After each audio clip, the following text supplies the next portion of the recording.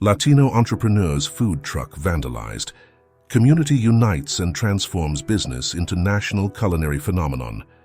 Hello, welcome. Leave a like, subscribe, activate notifications, and enjoy this story. Enrique had spent his entire life building something from nothing. His food truck wasn't just a business, it was his dream, the hope that kept his family afloat, the symbol of all his sacrifices. But in one cruel, unexpected night, everything was ripped away. As he stood frozen, staring at the wreckage, his heart shattered. Who would do something like this? And why him? But this wasn't just a story of loss. It's about what happens when the very people you least expect step forward.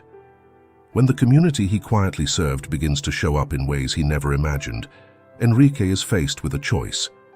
Will he give in to despair, or can the power of unity turn his darkest moment into something extraordinary? In a world that so often seems to take more than it gives, Enrique's journey will challenge everything you think you know about resilience, hope, and the unexpected bonds that change lives forever. The bustling streets of Los Angeles were finally quieting down as the clock struck midnight.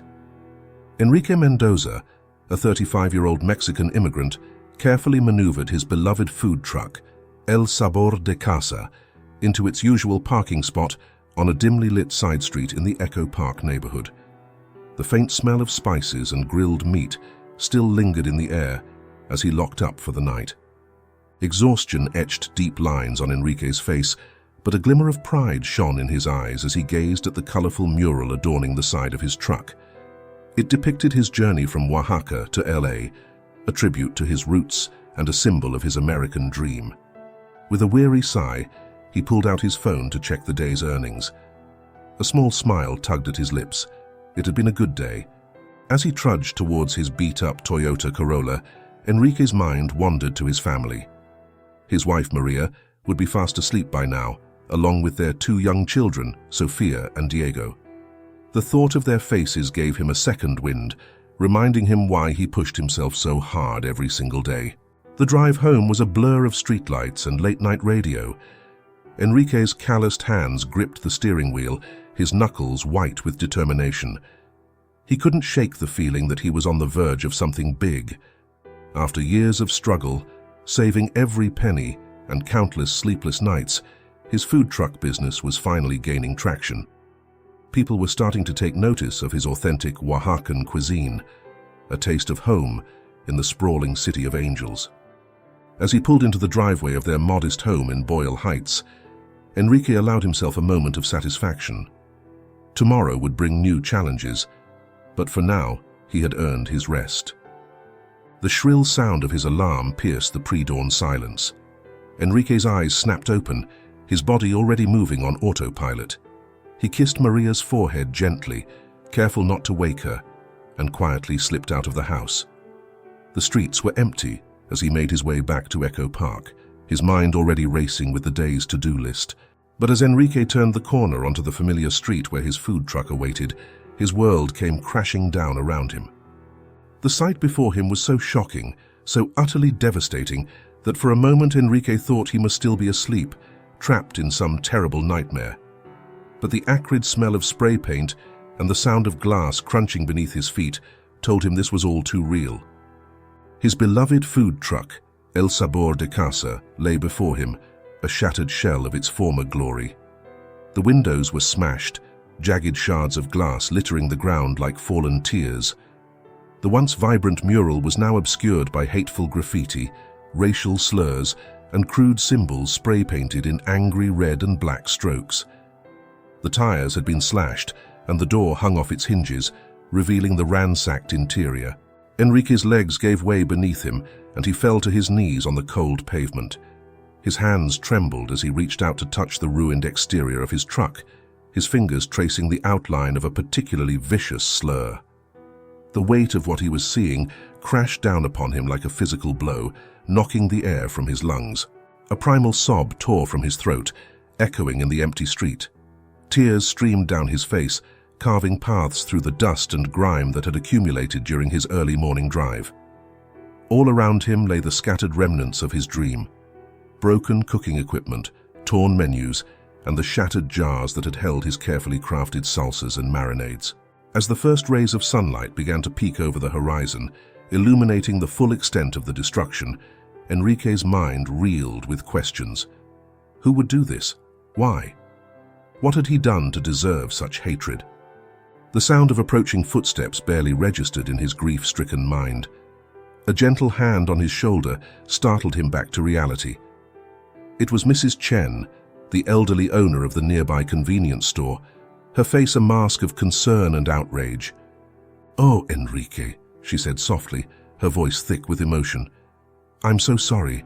I heard the commotion last night, but I was too afraid to look. I should have called the police." Enrique could only shake his head, words failing him. Mrs. Chen squeezed his shoulder, a gesture of solidarity in the face of such senseless destruction. As the neighborhood began to stir, more people gathered around the scene. Gasps of shock and murmurs of anger rippled through the growing crowd. Enrique remained on his knees, his body racked with silent sobs, as the reality of his situation sank in. Years of hard work, countless sacrifices, and unwavering determination, all reduced to rubble in a single night of hate-fueled violence. The food truck wasn't just a business, it was the embodiment of Enrique's American dream, a legacy he had hoped to pass on to his children. Now, that dream lay shattered around him, as broken as the glass that glittered on the pavement. Through his tears, Enrique's gaze fell upon a small, undamaged corner of the mural. It showed his family, smiling and full of hope, standing before the Golden Gate Bridge. The image of his children's faces, so full of pride and love, twisted like a knife in his heart. How could he face them now? How could he tell Maria that everything they had worked for was gone? As the sound of approaching sirens filled the air, Enrique slowly rose to his feet. His shoulders sagged under the weight of his despair, but a tiny spark of defiance flickered in his eyes. He had come too far, overcome too many obstacles to let this be the end. With trembling hands, he pulled out his phone and dialed Maria's number. As he waited for her to answer, Enrique took one last look at the devastation surrounding him. The words caught in his throat as he struggled to find a way to tell her what had happened. "Maria," he finally managed, his voice barely above a whisper, "something terrible has happened. I need you." As he ended the call, Enrique turned to face the gathering crowd of neighbors and onlookers. Their faces reflected a mix of sympathy, anger, and determination. In that moment, surrounded by the ruins of his dream and the shocked faces of his community, Enrique felt more alone than he ever had since leaving Mexico. The wail of the police sirens grew louder, heralding the arrival of a new chapter in Enrique's life, one filled with uncertainty, challenges, and the daunting task of rebuilding not just his business, but his faith in the country he had come to call home. As the first police car pulled up to the curb, Enrique looked up at the brightening sky, a single question echoing in his mind. Why me? Little did he know, this act of destruction would set in motion a series of events that would not only test his resilience, but also reveal the true strength of his community and the power of the American spirit. The aftermath of the vandalism hit Enrique like a tidal wave. As he stood amidst the wreckage of his food truck, surrounded by police officers taking statements and crime scene photographers documenting the damage, the full weight of his loss threatened to crush him. The acrid smell of spray paint mingled with the lingering aroma of his signature dishes, a cruel reminder of what had been destroyed. Word of the incident spread quickly through the tight-knit Echo Park community. By mid-morning, a steady stream of neighbors, regular customers, and even strangers began to gather at the scene. The mood was somber, punctuated by hushed conversations and occasional outbursts of anger at the senseless act of hate. Luisa Ramirez, a 72-year-old widow who lived just down the street, was one of the first to arrive. Her weathered hands trembled as she approached Enrique, who was sitting on the curb, his head in his hands. "Mijo," she said softly, her voice quavering with emotion, "I brought you some tamales. You need to eat." Enrique looked up, his eyes red-rimmed and hollow. He opened his mouth to decline, but Luisa's stern gaze silenced him. With a shaky sigh, he accepted the foil-wrapped package. As he took a bite of the familiar comfort food, Enrique felt a lump form in his throat.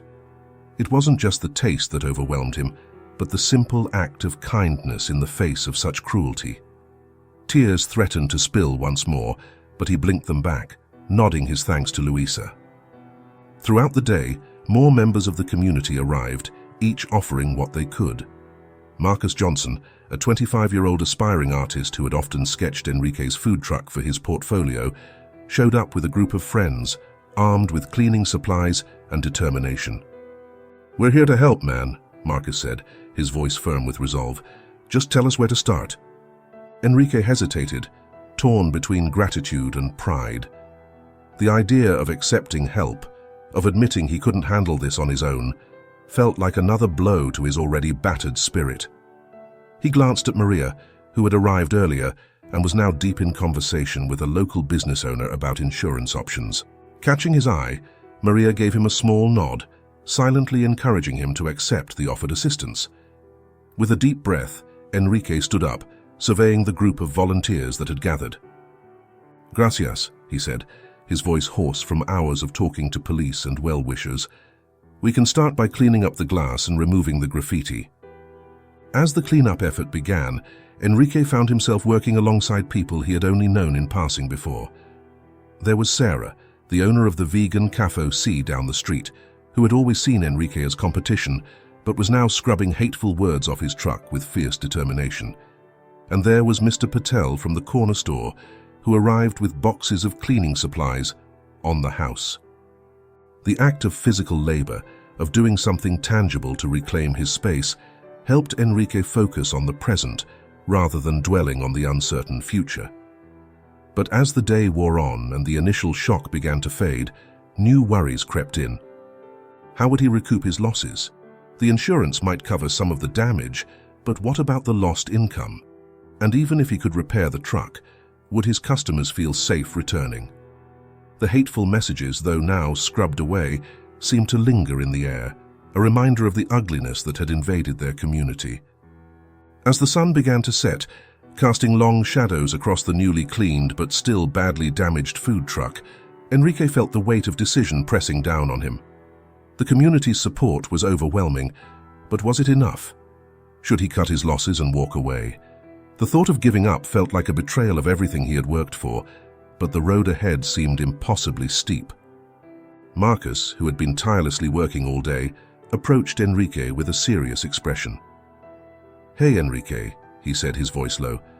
"I know this is probably the last thing on your mind right now, but I wanted you to know that my family's going through some tough times too. My dad lost his job, and we're barely hanging on." Enrique looked at the young man, surprised by the sudden confession. Marcus continued, "Seeing how everyone came together today, it gives me hope, you know. If you decide to rebuild, I'd love to help out. Maybe design a new mural for the truck or something." The offer, coming from someone who was facing his own struggles, struck a chord deep within Enrique. He realized that his decision wasn't just about him anymore. His food truck had become a symbol of resilience for the entire community. As the last of the volunteers began to disperse, promising to return tomorrow, Enrique found himself alone with Maria beside the battered truck. The street was quiet now, the only sound the distant hum of traffic and the occasional cry of a seagull. "What do you think, mi amor?" Maria asked softly, intertwining her fingers with his. "Do we fight, or do we walk away?" Enrique gazed at the truck, remembering the day he had first bought it, how proud he had felt. He thought of all the meals he had cooked, the smiles on his customers' faces, the sense of belonging he had found in this community. "I don't know," he admitted, his voice barely above a whisper. "I want to fight, but I'm scared. What if this happens again? What if we lose everything?" Maria squeezed his hand. "We still have each other. We still have our family. And look at all these people who came to help. We're not alone, Enrique." As they stood there, the last rays of sunlight glinting off the truck's damaged surface, Enrique felt a flicker of something he hadn't expected to feel that day. Hope. It was fragile, barely there, but it was enough to make him straighten his shoulders and take a deep breath. "Okay," he said, turning to Maria with determination in his eyes. "We'll sleep on it, but I think I think we need to try. For us, for the kids, for everyone who believed in us today." Maria's eyes shimmered with unshed tears as she nodded, pulling him into a tight embrace. As they held each other, the enormity of the challenge ahead loomed large. But for the first time since he had turned that corner this morning, Enrique felt a small spark of his old determination returning. The Vandals had tried to break his spirit, but they had underestimated the power of community. As Enrique and Maria walked hand in hand towards their car, leaving the battered but cleaned food truck behind, they knew that whatever decision they made, they wouldn't be facing it alone. The road ahead was uncertain, filled with obstacles and tough choices. But as they drove home through the darkening streets of Los Angeles, Enrique allowed himself to imagine a future where El Sabor de Casa would rise again, stronger and more beloved than ever before. It was a dream that, just hours ago, had seemed impossible. Now it felt like the first tentative step towards healing and hope. The following morning dawned with a sense of uncertainty hanging over the Mendoza household. Enrique had barely slept, his mind racing with possibilities and fears. As he sat at the kitchen table, nursing a cup of strong coffee, he watched his children, Sofia and Diego, eating their breakfast, blissfully unaware of the turmoil their parents were facing. Sofia, always perceptive despite her young age, noticed the dark circles under her father's eyes. "Papi, are you okay?" she asked, her small hand reaching out to touch his arm. Enrique forced a smile, his heart aching. "I'm just tired, Mija. Eat your cereal." As Maria bustled around the kitchen, preparing the kids' lunches, she exchanged a worried glance with Enrique. They had spent most of the night discussing their options, weighing the risks and potential rewards of rebuilding their business. The decision felt impossibly heavy. After dropping the children off at school, Enrique and Maria made their way back to Echo Park. The sight of the food truck, still battered but clean thanks to yesterday's efforts, brought a fresh wave of emotion. A small group had already gathered, including Marcus and Luisa. "We're here to help whatever you need," Marcus said, his eyes bright with determination. Luisa nodded in agreement. "This neighborhood isn't the same without your food, Enrique. We all want to see you back on your feet." Enrique felt a lump form in his throat. The outpouring of support was overwhelming, but it also added to the pressure he felt. How could he let these people down? As the morning wore on, more community members arrived, offering everything from financial contributions to manual labor. The local hardware store owner, Mr. Thompson, showed up with supplies to start repairing the truck. "No charge," he insisted gruffly. "It's the least I can do." Enrique found himself torn. On one hand, the generosity of his neighbors made him want to fight, to prove that hate couldn't win. On the other, the fear of another attack, of losing everything again, gnawed at him. As the sun climbed higher in the sky, Enrique pulled Maria aside. "What do you think?" he asked, his voice low. "Should we accept their help? Try to rebuild?" Maria's eyes were filled with a mix of concern and hope. "Enrique, look around," she said softly. "These people believe in us. In you. Maybe this is a sign that we shouldn't give up." Enrique closed his eyes, taking a deep breath. The memory of his father's words echoed in his mind. "Hijo, in the face of adversity, we have two choices: to break or to become unbreakable." Opening his eyes, Enrique looked at the gathering of neighbors, friends, and even strangers, all united in their desire to help. In that moment, he made his decision. Clearing his throat, Enrique addressed the crowd. "Amigos," he began, his voice shaky but gaining strength. We have decided to rebuild, with your help, if you're still willing to offer it." A cheer went up from the gathered crowd. Marcus whooped, pumping his fist in the air. Luisa wiped a tear from her eye, nodding approvingly.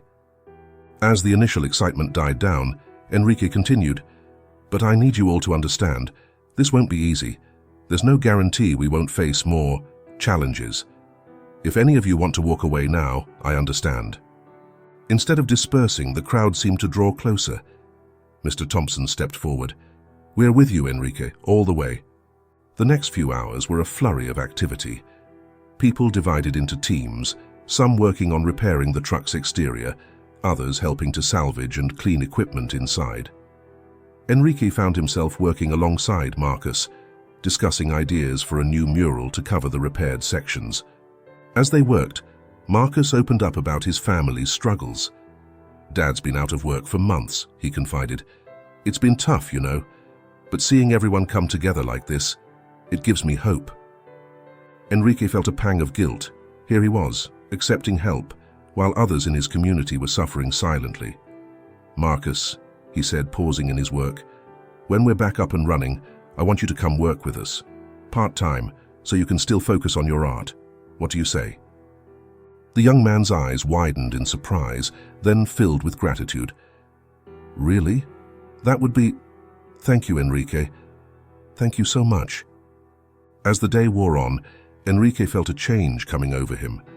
The weight of shame and fear he had been carrying began to lift, replaced by a sense of purpose.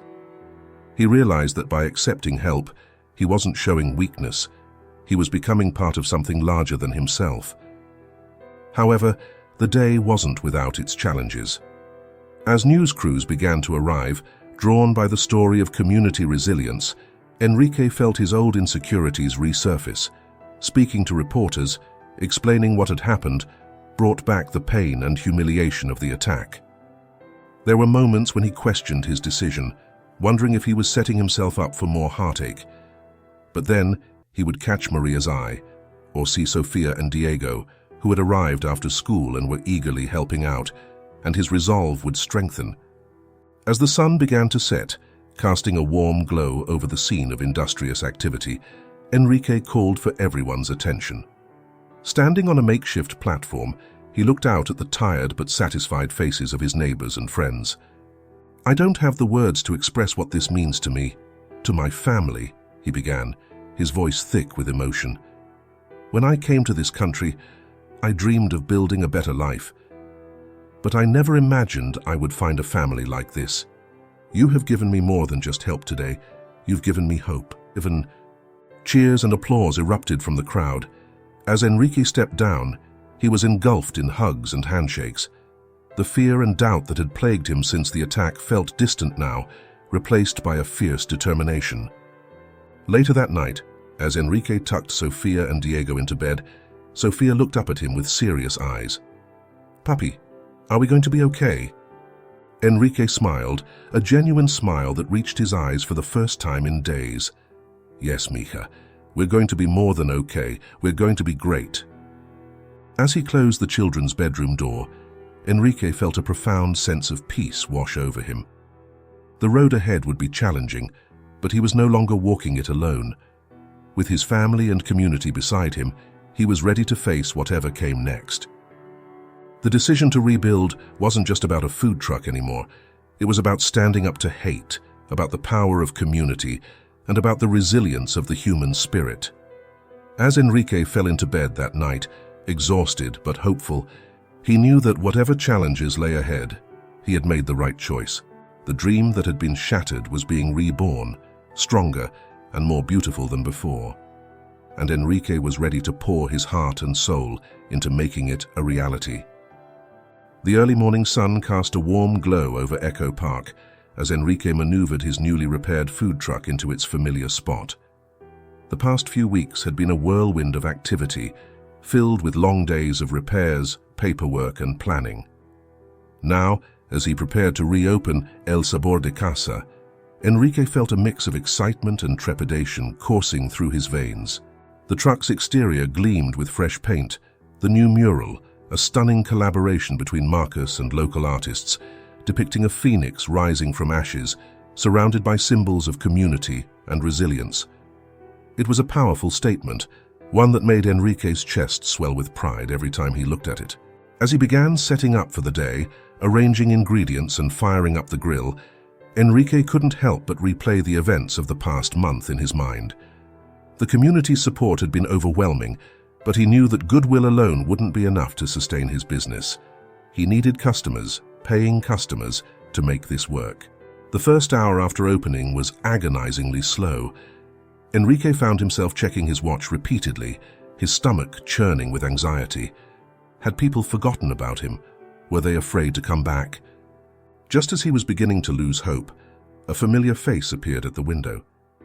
It was Mrs. Chen, the convenience store owner who had comforted him on that terrible morning. "One of everything, please," she said with a warm smile.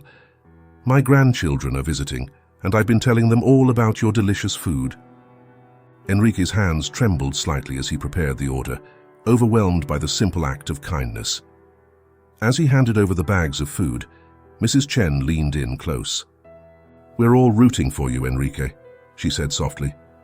"Don't give up." Those words seemed to break a dam. Over the next few hours, a steady stream of customers arrived, some familiar faces, others newcomers drawn by the story of El Sabor de Casa's resurrection. By lunchtime, Enrique was swamped, barely able to keep up with the orders. As the day wore on, Enrique felt a cautious optimism blooming in his chest. The sales weren't quite at the level they had been before the vandalism, but it was a strong start. More importantly, the warmth and encouragement from his customers fueled his determination to succeed. However, as he was cleaning up for the day, a nagging worry began to gnaw at him. During a lull in the afternoon, he had overheard a conversation between two customers that left him unsettled. "I heard it wasn't just random," one had whispered. "Someone said it was targeted." "Really? You think someone has it out for him?" The words echoed in Enrique's mind as he drove home that evening. The idea that the vandalism might not have been a random act of hate, but something more personal and deliberate, sent a chill down his spine. At home, Enrique tried to push the overheard conversation out of his mind as he shared the day's successes with Maria and the kids. Sofia and Diego listened with wide-eyed excitement as he described the busy lunch rush, while Maria's proud smile warmed his heart. But later that night, as Maria slept beside him, Enrique found himself staring at the ceiling, unable to shake his unease. What if it happened again? What if next time it was worse? The next few days followed a similar pattern. Business was steady, if not booming, and Enrique began to feel like he was finding his rhythm again. Marcus, true to his word, had started helping out part-time, his youthful energy and creative ideas bringing a fresh dynamic to the truck. However, the undercurrent of anxiety never fully dissipated. Enrique found himself constantly looking over his shoulder, scanning the street for any signs of trouble. He installed a new security system on the truck, the expense eating into his already tight budget, but it did little to ease his fears. Then, about a week after reopening, Enrique arrived at his usual spot to find a crudely written note taped to the side of his truck. The message was clear: "Go back where you came from, or else."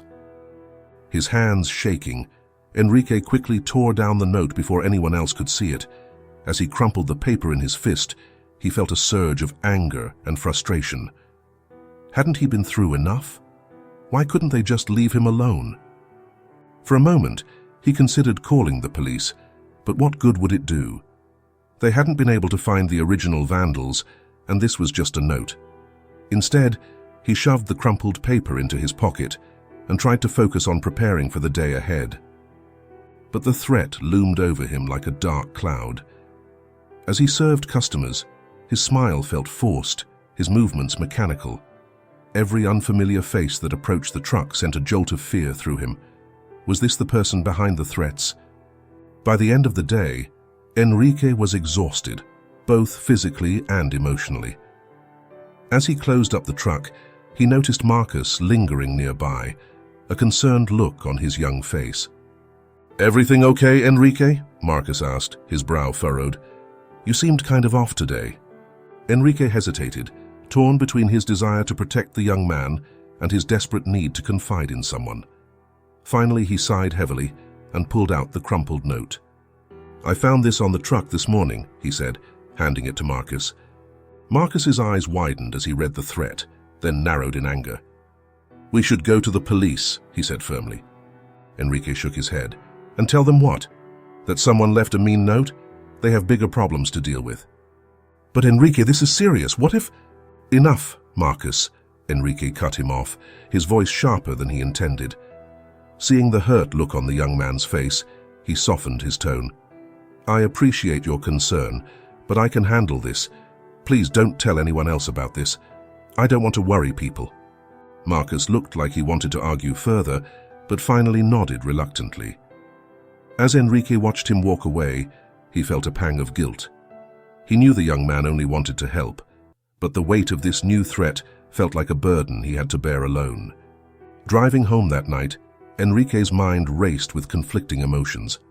On one hand, the day's sales had been decent, a small victory in his ongoing struggle to rebuild.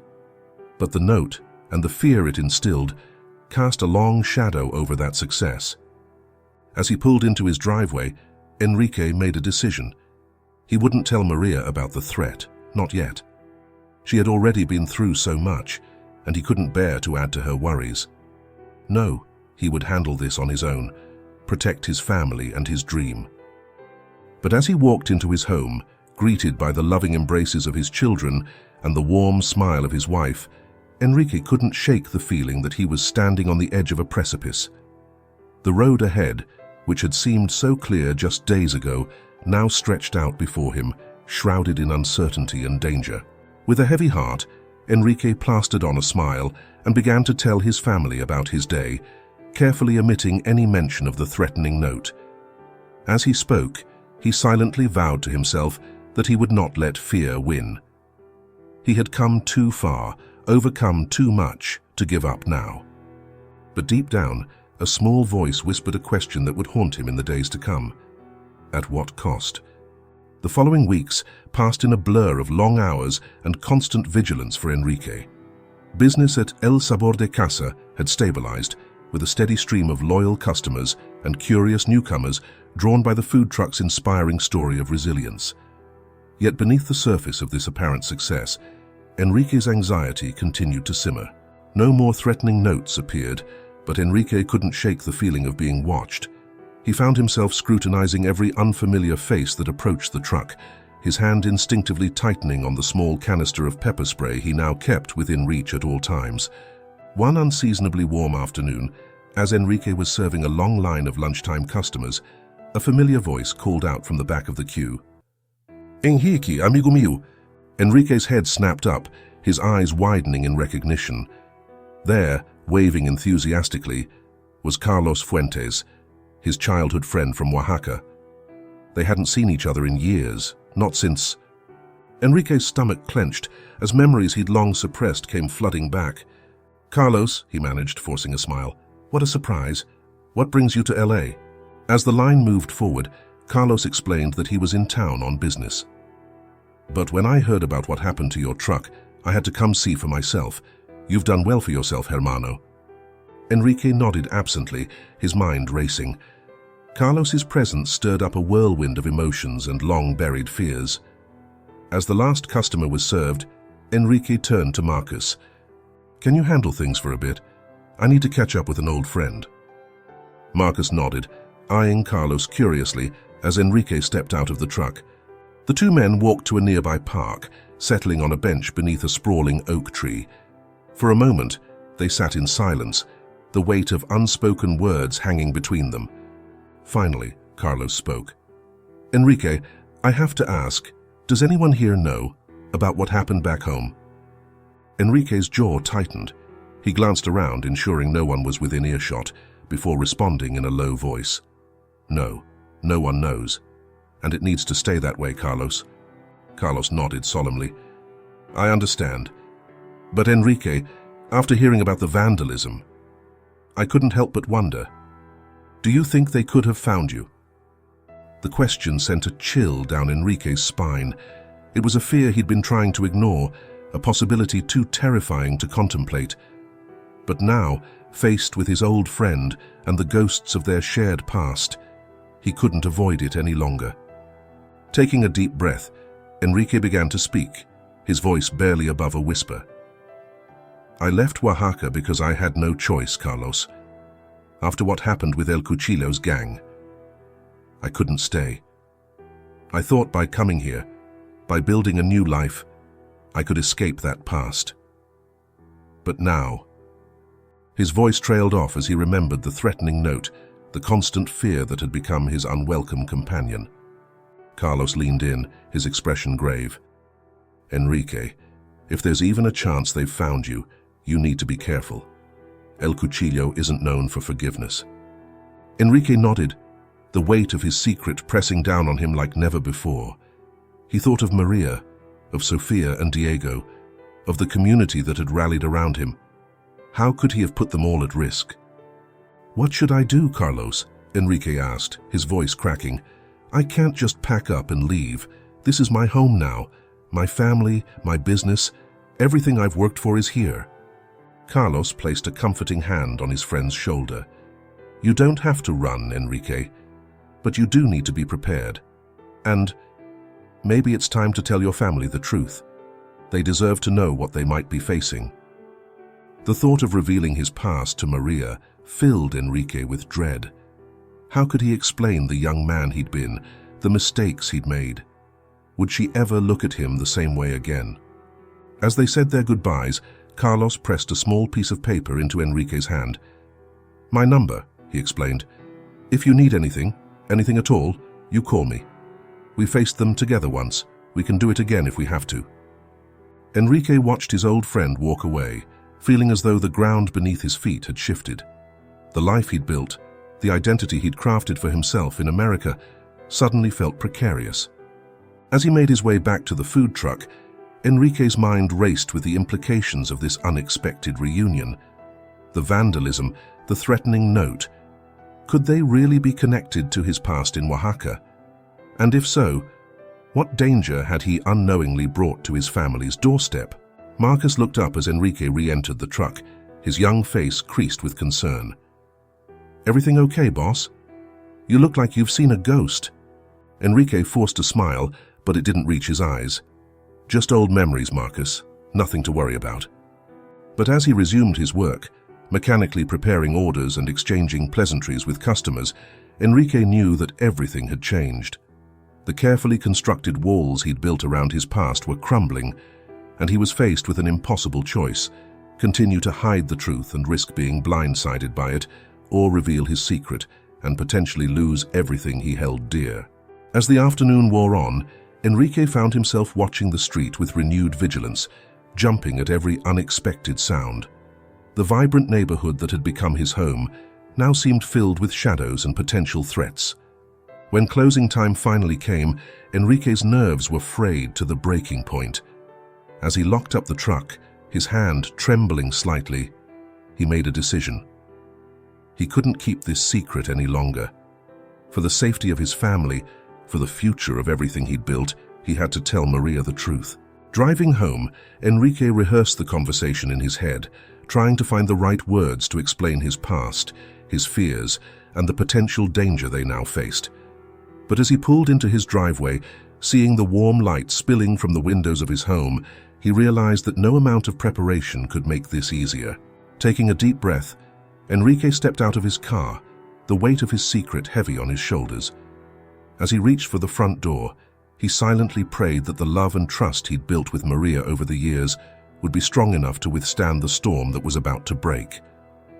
Little did Enrique know, this revelation would set in motion a chain of events that would not only test his family's bonds, but also challenge everything he thought he knew about his past, his present, and the true meaning of the American dream he'd fought so hard to achieve. The tension in the Mendoza household was palpable in the days following Enrique's confession to Maria. The initial shock and disbelief on her face had given way to a mix of hurt, anger, and fear. Enrique had spent nights sleeping on the couch, giving Maria the space she needed to process the revelation of his past involvement with El Cuchillo's gang in Oaxaca. On this particular morning, Enrique sat at the kitchen table, nursing a cup of coffee and watching the clock tick closer to the time he needed to leave for work. Sofia and Diego had already left for school, the house uncomfortably quiet in their absence. Maria entered the kitchen, her face a mask of determination. "Enrique," she said, her voice steady, "we need to talk about what we're going to do." Enrique nodded, gesturing for her to sit. As she took the seat across from him, he noticed the dark circles under her eyes, mirroring his own sleepless nights. "I've been thinking," Maria began, "and I think we need to go to the police. Tell them everything." Enrique's stomach dropped. "Maria, we can't. You don't understand what these people are capable of. If they find out I've talked to the authorities—" "And what happens if we don't?" Maria cut in, her voice rising. "We just wait for them to come for us, for our children." The mention of Sofia and Diego sent a chill down Enrique's spine. He opened his mouth to argue further, but the sound of a car door slamming outside caught their attention. Enrique moved to the window, peering out cautiously. His blood ran cold at the sight of two men in dark suits approaching their front door. They didn't look like police, and their purposeful stride set off alarm bells in Enrique's mind. "Maria," he said urgently, "take the kid's emergency bag from the closet and go out the back door. Get to your sister's house and wait for my call." "Enrique, what?" "Now, Maria." The force in his voice left no room for argument. As Maria hurried to follow his instructions, Enrique took a deep breath, steeling himself for what was to come. He opened the front door just as the men reached it, their hands instinctively moving towards their waists. "Gentlemen," Enrique said, his voice calmer than he felt. "Can I help you?" The taller of the two men stepped forward, his face impassive. "Enrique Mendoza, we need to have a conversation about your past and your future." Enrique's mind raced, weighing his options. He could try to run, but that would put his family at risk. Fighting was out of the question. These men were clearly professionals. His only choice was to face this head-on and hope he could find a way to protect his loved ones. "I think it's time we cleared the air," Enrique said, stepping aside to let the men enter. As he closed the door behind them, he caught a glimpse of Maria's car pulling away from the back of the house. At least she and the children would be safe for now. The men settled into the living room, their eyes scanning the family photos on the walls. The shorter man spoke, his voice gruff. "Mr. Mendoza, we represent certain interests back in Oaxaca. Interests that feel you left some unfinished business behind." Enrique's hands clenched into fists at his sides. "That was a lifetime ago. I've built a new life here, a legitimate business. Whatever El Cuchillo thinks I owe him." "This isn't just about money," the taller man interrupted. "It's about loyalty, about keeping secrets. El Cuchillo doesn't appreciate loose ends." The implication was clear. Enrique felt a surge of anger and fear. "So what now? You're here to tie up that loose end?" The men exchanged a glance. "Not necessarily," the shorter one said. "El Cuchillo is willing to let bygones be bygones, for a price." "What kind of price?" Enrique asked, though he dreaded the answer. "Your food truck business has been getting a lot of attention lately. It could be useful for moving certain products." Enrique's blood ran cold as he realized what they were suggesting. They wanted to use his business, the dream he'd built from nothing, as a front for drug trafficking. "No," Enrique said, his voice firm despite the fear coursing through him. "I won't do it. I left that life behind for a reason." The taller man leaned forward, his eyes hard. "Mr. Mendoza, I don't think you understand. This isn't a request. It's the only way you and your family get to keep living this American dream of yours." For a moment, the room was silent, save for the ticking of the clock on the mantel. Enrique's mind raced, considering the impossible choice before him. Agree to their demands and betray everything he'd worked for, or refuse and put his family in danger. Then, unbidden, a memory surfaced. The day the community had come together to help rebuild his food truck. The pride in his children's eyes when they saw the new mural. The trust his customers placed in him every day. In that moment, Enrique made his decision. "No," he said again, standing up straight. "I won't do it. And you can tell El Cuchillo that if he wants to come after me, he'll have to do it himself, because I'm done running, and I'm done being afraid." The men stood, their expressions darkening. "You're making a big mistake, Mendoza," the shorter one growled. "Maybe," Enrique replied, moving towards the door. "But it's my mistake to make. Now, I think it's time for you to leave." As he opened the door, Enrique was surprised to see a police car pulling up to the curb. Officer Sarah Rodriguez, a regular customer at his food truck, stepped out, her hand resting casually on her holster. "Everything okay here, Enrique?" she called out, her eyes fixed on the two men. Enrique felt a wave of relief wash over him. Somehow, Maria must have alerted the authorities. "Just some unexpected visitors, officer," he replied. "But I think they were just leaving." The men exchanged a frustrated glance before pushing past Enrique and hurrying to their car. As they drove away, Officer Rodriguez approached the house. "Want to tell me what that was all about?" she asked, her tone concerned. Enrique took a deep breath. It was time to face the truth, all of it. "Actually, officer, I think I need to make a full statement. It's a long story, but I'm ready to tell it." As he invited Officer Rodriguez inside, Enrique felt a weight lifting from his shoulders. The road ahead would be difficult, filled with legal complications and potential danger. But for the first time in years, he felt truly free. Enrique realized that the true American dream wasn't just about success or money. It was about the courage to stand up for what's right, the strength to face one's past, and the faith in a community that stands together against injustice. As he began to recount his story to Officer Rodriguez, Enrique silently vowed to make the most of this second chance. He would fight for his family, his business, and the life he'd built. Not just for himself, but for all those who had believed in him along the way. The confrontation that he had feared for so long had come and gone, and Enrique Mendoza was still standing. Whatever challenges lay ahead, he would face them with honesty, integrity, and the unwavering support of the community he now called home.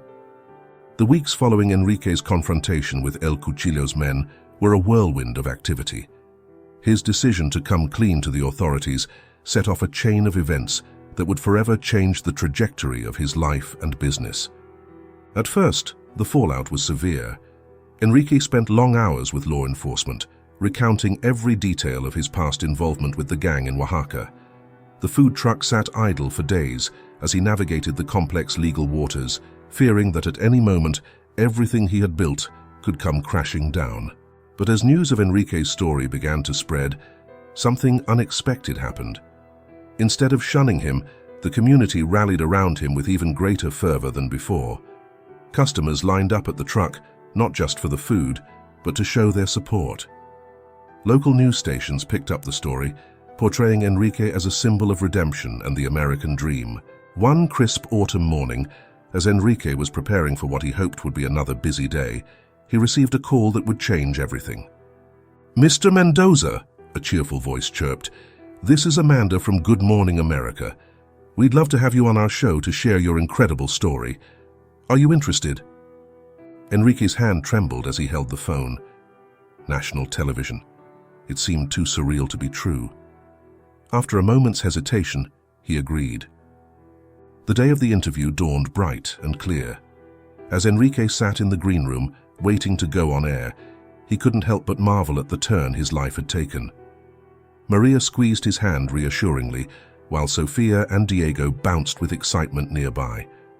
When the lights came up and the cameras started rolling, Enrique found himself pouring out his heart to millions of viewers. He spoke of his troubled past, his journey to America, the struggles he faced, and the unwavering support of his community. As he described the moment he stood up to El Cuchillo's men, his voice cracked with emotion. "I realized then," he said, looking directly into the camera, "that the American dream isn't just about success. It's about second chances, about standing up for what's right, even when it's hard. It's about the strength we find in each other." The response was immediate and overwhelming. Social media exploded with support for Enrique and El Sabor de Casa. Orders flooded in from all over the country, people eager to taste the food that had become a symbol of resilience and community spirit. In the days that followed, Enrique found himself struggling to keep up with demand. Lines at the food truck stretched around the block, with people waiting hours just to taste his authentic Oaxacan cuisine. Local restaurants reached out, offering partnership deals. Even national food chains expressed interest in featuring his recipes. As the business grew, so did the challenges. Enrique hired more staff, including Marcus, who proved to be an invaluable asset in managing the sudden growth. They expanded to multiple trucks, then to a small restaurant. Each step brought new hurdles, from supply chain issues to managing a growing workforce. But perhaps the biggest challenge was personal. As El Sabor de Casa transformed from a local food truck to a national phenomenon, Enrique found himself grappling with his newfound fame and success. One evening, after a particularly grueling day of meetings and interviews, Enrique sat alone in his new office, staring at a framed photo of his original food truck. The contrast between then and now was stark, and for a moment, he felt a pang of longing for the simplicity of those early days. A knock at the door interrupted his reverie. It was Maria, concern etched on her face. "Enrique," she said softly, "the kids are asking when you'll be home for dinner. It's been days since we've all eaten together." The words hit Enrique like a physical blow. In the whirlwind of success, had he lost sight of what truly mattered? "I'm sorry, mi amor," he said, rising from his chair. "Let's go home. The rest can wait until tomorrow." As they drove home, Enrique's mind raced with all the balls he was juggling. The upcoming cookbook release, the franchise opportunities, the charity foundation he'd started to help at-risk youth. But as they pulled into their driveway, and he saw Sofia and Diego's faces pressed against the window, eagerly awaiting his arrival, he knew he needed to find a balance. That night, as the Mendoza family sat around their dining table, sharing a meal and stories from their day, Enrique felt a sense of peace wash over him. This, he realized, was the true measure of success, not the money or the fame, but the love and connection he shared with his family and community. As he looked around at the faces of his loved ones, Enrique made a silent vow. No matter how big El Sabor de Casa became, he would never forget where he came from or the values that had brought him this far. The American dream, he realized, wasn't a destination, but a journey. And while the road ahead might be filled with new challenges and opportunities, he was determined to face them with the same courage, integrity, and gratitude that had carried him through the darkest times. As the laughter of his children filled the room, Enrique smiled, feeling truly rich for the first time in his life. He had faced his past, stood up to his fears, and emerged stronger. Now, with his family by his side and a community behind him, he was ready for whatever the future might bring. The story of Enrique Mendoza and El Sabor de Casa was far from over. In fact, it felt like it was just beginning, and this time he was determined to savor every moment of the journey. As the sun rose over Los Angeles, casting a golden glow across the city, Enrique stood before a crowd of hundreds gathered in Echo Park. The occasion was the grand opening of El Sabor de Casa's first sit-down restaurant, a far cry from the humble food truck where his journey began. The past year had been a whirlwind of growth and change. El Sabor de Casa had expanded into a fleet of food trucks across the city, and now this flagship restaurant represented the culmination of Enrique's dreams and the beginning of new ones. As he gazed out at the sea of faces, loyal customers, community members, media, and even a few celebrities drawn by the buzz, Enrique felt a lump form in his throat. So many of these people had been there from the beginning, supporting him through the darkest times. Taking a deep breath, Enrique stepped up to the microphone. The crowd fell silent, eager to hear from the man whose story had captivated the nation. "Friends, family, honored guests," he began, his voice wavering slightly with emotion. "A year ago, I stood in this very park, surrounded by the wreckage of my dreams. My food truck had been vandalized, my spirit nearly broken. I thought it was the end." He paused, his eyes finding Maria in the crowd. She nodded encouragingly, Sofia and Diego beaming beside her. But thanks to this incredible community, it wasn't the end. It was a new beginning. "You lifted me up when I was down. You believed in me when I had lost faith in myself. And in doing so, you taught me the true meaning of the American dream." Enrique's gaze swept across the crowd, taking in the diverse faces of his supporters. "I've carried a secret for many years," he continued, his voice growing stronger. "A past I was ashamed of, mistakes I thought I could outrun. But standing here today, I realize that those experiences, painful as they were, shaped me into the person I am now."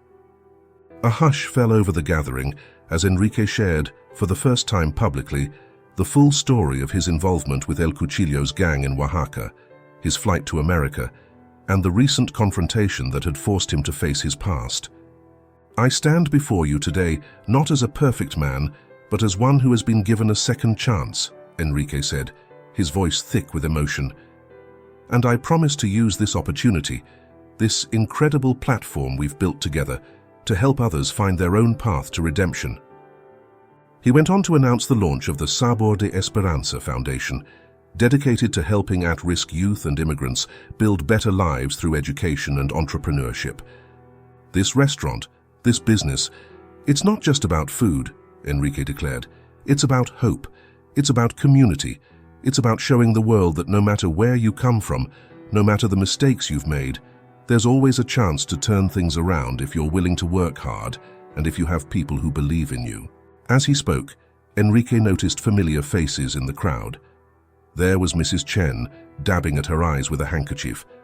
Marcus stood tall and proud, now the manager of El Sabor de Casa's original food truck. Even Officer Rodriguez was there, smiling and nodding her approval. To everyone who has been part of this journey, our loyal customers, our hard-working staff, the community that rallied around us in our darkest hour, I say thank you. This success belongs to all of us. Enrique's voice cracked as he delivered his final words. "And to my family, Maria, Sofia, Diego, you are my heart, my strength, my reason for everything. I love you more than words can express." As applause erupted, Enrique stepped back from the microphone, overwhelmed by the outpouring of support. Maria and the children rushed forward to embrace him, and for a moment, the world fell away.